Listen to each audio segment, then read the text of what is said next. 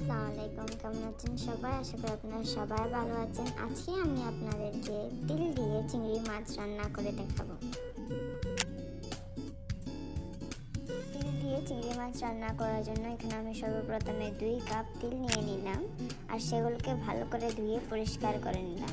এরপর এগুলোকে একটি ব্লেন্ডার জারের মধ্যে দিয়ে পিউরি বানিয়ে নিলাম।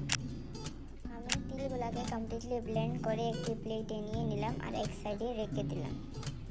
আর আমি নিয়ে নিলাম কিছু চিংড়ি, সেগুলোকে আমি ভালো করে ধুয়ে পরিষ্কার করে নিয়েছি। আপনার যে যার পরিমাণ মতো চিংড়ি মাছগুলো নেবেন। আর সাথে নিয়ে নিলাম 1 চা চামচ আদা বাটা, 1 চা চামচ রসুন বাটা, 5-6টা কাঁচামরিচ আর একটা মিডিয়াম সাইজের পেঁয়াজ কুচি। আপনারা যে কোনো সাইজের চিংড়ি মাছ ব্যবহার করতে পারেন, এখানে আমি মিডিয়াম সাইজের চিংড়ি মাছ ব্যবহার করেছি। আর সাথে নিলাম একটা টমেটো, আটাকে ভালো করে কুচি করে নিয়েছি আমি। তারপর একটি প্যানের মধ্যে তেল গরম করে নিলাম। তেল গরম হয়ে আসার পর তার মধ্যে দিয়ে দিলাম পেঁয়াজ কুচিগুলো। পেঁয়াজগুলো ট্রান্সলেশন করে নেওয়ার পর তার মধ্যে দিয়ে দিলাম টমেটো কুচি। এগুলোকে একবার ভালো করে নাড়িয়ে দিলাম। পেঁয়াজ আর টমেটো কমপ্লিটলি ভেজে নেওয়ার পর তার মধ্যে দিয়ে দিলাম স্বাদ মতো লবণ। এখানে আমি 1 চা চামচ লবণ দিয়েছি। আপনারা যে যা পরিমাণ মতো লবণটা দেবেন। এগুলোকে আরও একবার ভেজে নেওয়ার পর তারপর তার মধ্যে দিয়ে দিলাম আদা আর রসুন বাটা। এখানে আমি 1 চা চামচ আদা বাটা, 1 চা চামচ রসুন বাটা ব্যবহার করেছি।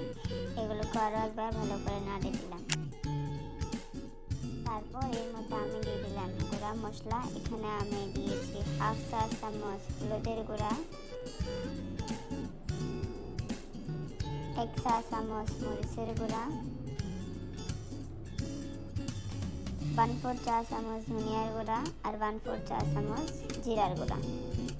এগুলোকে দিয়েও ভালো করে একবার নাড়ে চাড়ে পানি দিয়ে মিশিয়ে নিলাম। মশলাগুলোকে কমপ্লিটলি ভাজার পর যখন মশলার ঘ্রাণটা একটু চলে গেল, তখন তার মধ্যে দিয়ে দিলাম আমি চিংড়ি মাছগুলো। এগুলোকে দেওয়ার পর আমি ভালো করে সব কিছুকে একসাথে আবার একবারও নাড়ে দিলাম। এখন এখানে আমি কাঁচামরিচগুলো মাঝখান থেকে ফালি করে দিয়ে দিলাম আর তার মধ্যে দিয়ে দিলাম ব্লেন্ড করে রাখা তেলগুলো। এগুলোকে আমি কমপ্লিটলি ঢালে দিলাম আর সব কিছু ভালো করে মশলার সাথে মিশিয়ে নিলাম। তিলগুলা কমপ্লিটলি মশলার সাথে মিক্স করানোর পর এখানে আমি পরিমাণ মতো পানি দিয়ে এগুলোকে আবার একবার ভালো করে নাড়ে দিলাম। আপনারা যে যার পরিমাণ মতো পানি দেবেন। তারপর এখানে আমি ধনিয়া পাতা কুচিয়ে দিয়ে দিলাম আর এগুলোকে 5 থেকে 10 মিনিটের জন্য ঢাকনা দিয়ে ঢেকে রান্না করলাম।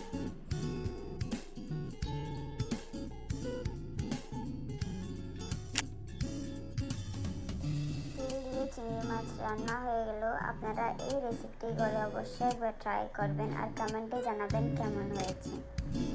আমার চ্যানেলকে সাবস্ক্রাইব করে পাশে থাকা বেল আইকনটি প্রেস করুন, যেন কি যখনই আমি কোনো ভিডিও আপলোড করি আপনারা সাথে সাথে নোটিফিকেশন পেতে পারেন। আজ এখানেই বিদায় নিচ্ছি। পরবর্তী ভিডিও দেখার আমন্ত্রণ রইল। আপনারা ভালো থাকবেন, সুস্থ থাকবেন। আল্লাহ হাফেজ।